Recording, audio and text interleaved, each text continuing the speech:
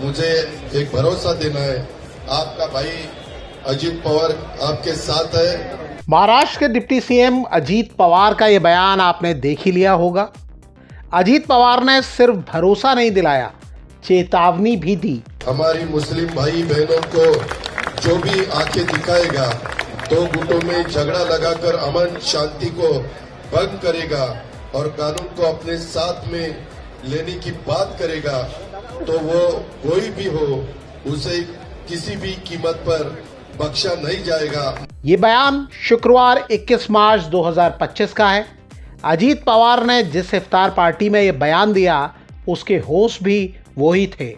आप जानते ही हैं कि इस बयान की चर्चा सिर्फ मुंबई तक सीमित नहीं रही, महाराष्ट्र तक भी सीमित नहीं रही। इसकी गूंज पूरे देश में सुनाई दी।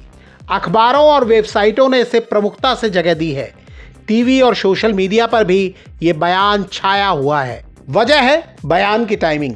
औरंगजेब को लेकर छिड़ी बहस के बीच सांप्रदायिक तनाव का असर कई बार महसूस किया जा रहा है। नागपुर में हुई हिंसा के बाद कई लोग तीखे बयानों पर चिंता जाहिर कर चुके हैं, लेकिन इस तरह का भरोसा देने कोई नेता सामने आया हो, खासकर सत्ता पक्ष की ओर से, ऐसा पहले नहीं दिखा था। अजीत पवार के बयान का हर ओर स्वागत हुआ हो, ये बात भी नहीं है। कांग्रेस नेता विजय नामदेव राव वडेट्टीवार ने सवाल किया है कि ऐसे बयान का क्या मतलब है जब मुस्लिम समुदाय के खिलाफ सत्ता का एक मंत्री खुलेआम चैलेंज कर रहा है। वडेट्टीवार ने किसी का नाम नहीं लिया, लेकिन दावा किया जा रहा है कि उनका इशारा नीतेश राणे की ओर है। नीतेश के पिता और बीजेपी के सांसद नारायण राणे ने व्यंग किया। वो बोले, लगता है कि अजीत पवार ने आंखें देखने का धंधा शुरू कर दिया है। अजीत पवार ने जब ये बयान दिया, तब उन्हें अंदाजा रहा होगा कि इस पर किस तरह की प्रतिक्रिया आ सकती है। जानकार दावा करते हैं कि बीजेपी के कुछ नेता भले ही उनके बयान पर सवाल उठाएं, लेकिन कुल मिलाकर ऐसे बयान बीजेपी की अगुवाई वाली सरकार के लिए फायदेमंद ही हो सकते हैं।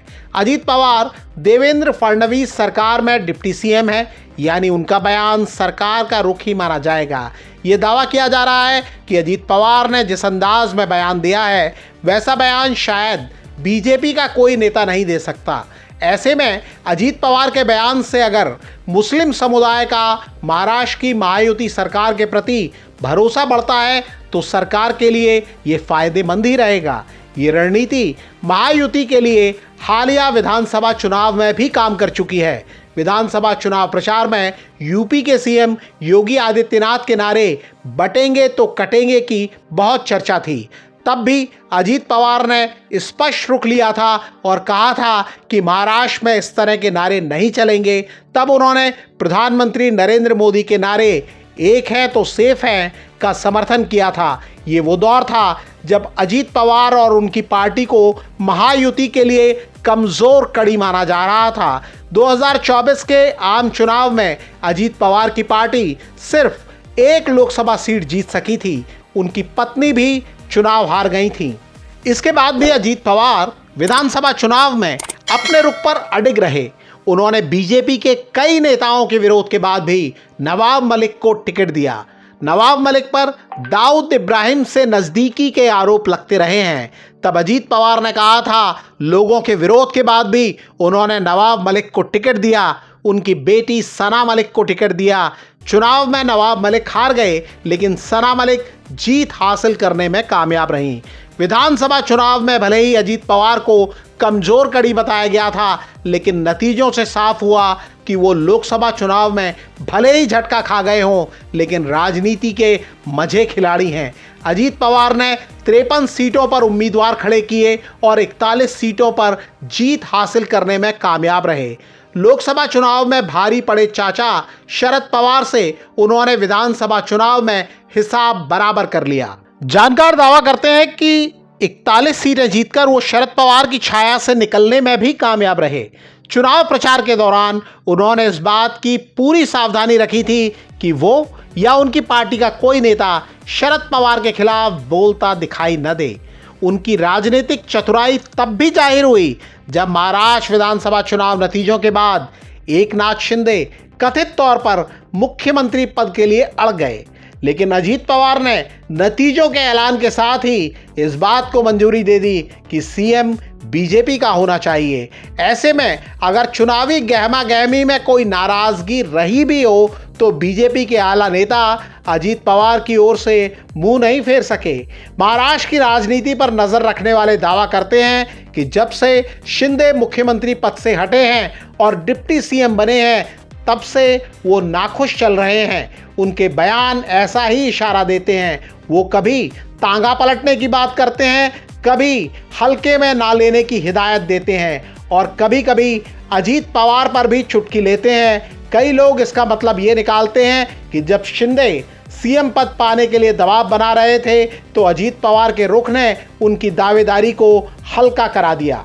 हाल में महाराष्ट्र में विधानसभा का बजट सत्र शुरू होने के पहले सीएम देवेंद्र फडणवीस ने दोनों डिप्टी सीएम शिंदे और अजीत पवार के साथ प्रेस कॉन्फ्रेंस की थी। मकसद एकजुटता दिखाने का था, लेकिन बयानों ने आपसी तल्खी जाहिर कर दी। तब शिंदे ने कहा था कि भले ही सरकार का कार्यकाल नया है लेकिन हमारी टीम पुरानी है। अभी केवल हमारी कुर्सियां बदल गई हैं, केवल अजीत दादा की कुर्सी पक्की है। इस पर अजीत पवार ने मुस्कुराते हुए पलटवार किया कि आप अपनी कुर्सी फिक्स नहीं कर सके तो मैं क्या कर सकता हूं। अजीत पवार डिप्टी सीएम की कुर्सी फिक्स कर चुके हैं, ये 2010 से सब जानते हैं। वो छठी बार डिप्टी सीएम हैं। शिंदे ने उन्हें लेकर पहले भी चुटकी ली थी। शिंदे ने कहा था कि दादा को दोपहर, शाम और सुबह शपथ लेने का अनुभव है। ये सच भी है। वो देवेंद्र फडणवीस के साथ 3 दिन की सरकार में भी डिप्टी सीएम थे। उनके बाद उद्धव ठाकरे की सरकार में भी डिप्टी सीएम थे। एकनाथ शिंदे की सरकार में भी डिप्टी सीएम थे और अब फिर से फडणवीस के साथ डिप्टी सीएम हैं। अजीत पवार खुद भी सीएम बनना चाहते हैं, वो ये कह भी चुके हैं और साथ में ये भी कह चुके हैं कि वो डिप्टी सीएम से आगे नहीं बढ़ पाते हैं तो क्या करें। हालांकि हाल में उनकी पार्टी के नेता बाबा साहेब मोहन राव पाटिल ने बड़ा दावा किया। पाटिल ने कहा कि उन्हें लगता है कि आने वाले दिनों में अजीत पवार सीएम बनेंगे। मोहन राव पाटिल ने यह भी जोड़ा कि ये उनकी निजी राय है।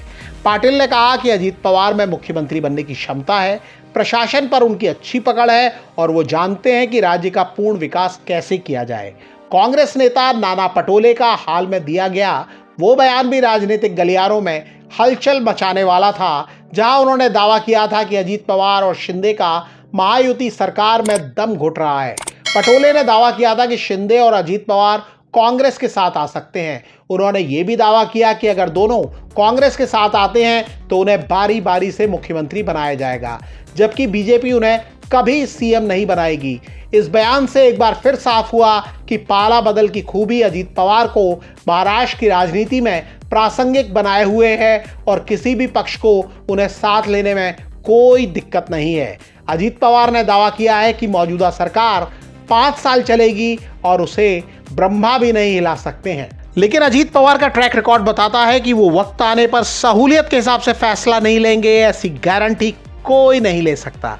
अजीत पवार बीजेपी के लिए कितने ज़रूरी हैं, ये बात इसी से साफ हो जाती है कि महाराष्ट्र विधानसभा में 132 सीटें रखने वाली बीजेपी उनकी उंगली छोड़ने या उन्हें हाशिए पर धकेलने को तैयार नहीं, जबकि बहुमत के लिए 145 सीटों की ही ज़रूरत होती है, यानी बीजेपी की जितनी सीटें हैं उससे सिर्फ 13 ज़्यादा।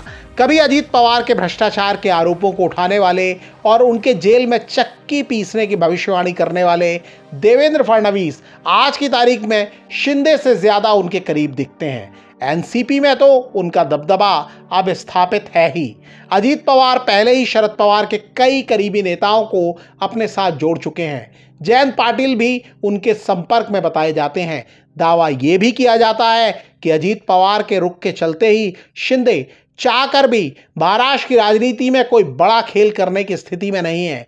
वहीं पॉलिटिकल मैच्योरिटी दिखाते हुए अजीत पवार हर मौके पर बता देते हैं कि बीजेपी नेता भी उनके रुख का विरोध नहीं कर सकते हैं। अजीत पवार न सिर्फ इफ्तार पार्टी का आयोजन करते हैं, बल्कि जब वह मुसलमानों को भरोसा देते हैं तो बीजेपी नेता भी उनसे अलग रुख नहीं ले पाते हैं। मीडिया रिपोर्टों के मुताबिक अजीत पवार के हालिया बयान पर महाराष्ट्र के मुख्यमंत्री देवेंद्र फडणवीस ने कहा कि उन्हें यह नहीं पता कि अजीत पवार ने क्या बोला है, लेकिन वो भी यही कहते हैं कि जो अच्छा नागरिक है, देशभक्त है, अगर उस पर कोई हाथ उठाएगा, चाहे वो किसी जाति का हो, धर्म का हो, तो वो भी सहन नहीं करेंगे, लेकिन जो समाज को तोड़ने का काम करेगा और समाज में हिंसा फैलाएगा उसको छोड़ेंगे नहीं। जो जानना चाहते हैं कि अजीत पवार के बयान के मायने क्या हैं, वो महाराष्ट्र के सीएम के इस बयान में मतलब तलाश सकते हैं। अगर आप भी कुछ कहना चाहते हैं तो कमेंट करके हमें बता सकते हैं।